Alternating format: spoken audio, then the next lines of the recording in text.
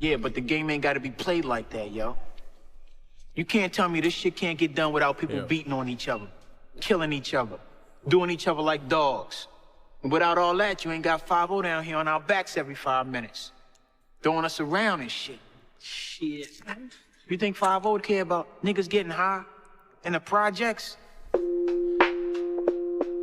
Yeah. Temná chvilka deep. Pryč posedlí, moje mind není free. Co jsem tím chtěl vlastně říct? Čas se zastavil, mozek chce psát ten bars. Možná, že jsem žil víc tehda, proto se zasekávám in the past. Zasekávám krystal mezi náma, nehledej tady krystalí zo spray, že boj, ale místo týka vidím jen to je. Dnešní CZSK rap scéna mi přijde jako to je story. Mnoho z nich netuší, spíš se topí jak na potápějící se lodi v loni, prej jsem se měl líp. Fakt vám nevím, bojem se toho, co bude pak, to co je tady teď. Heavy metal, nasrat na ty tupý hlavy, my pojedem dál, nikdy back to the trap, ale jsem rád za to, jak je to právě teď. Tady jsem občas ty stavy v mojí hlavě.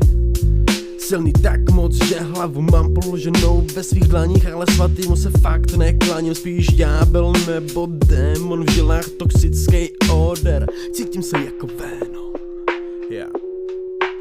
Cítím se jako Venom. Ne. Sorry metal man, není to pocit jenom místo srdce díru. Já furt budu říkat, že jsem nikdy neměl hero deal s takovejma, po kterých se ti zdá.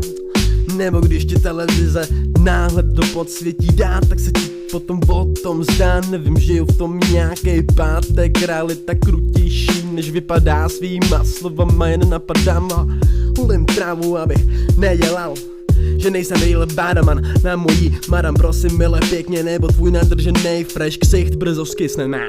Moje pěstí do píči vypne, a nebo spíš típne, prej, že bez typl, kdo se umí prát. Já se nejdu prát, jdu srát vnad. Tady sračky jsou můj mood, začali srát. Prej, že clash, seru na clash, vidím ti do duše. Vy po čem toužíš, jako sub kolem tebe kroužím. Sorry metal man.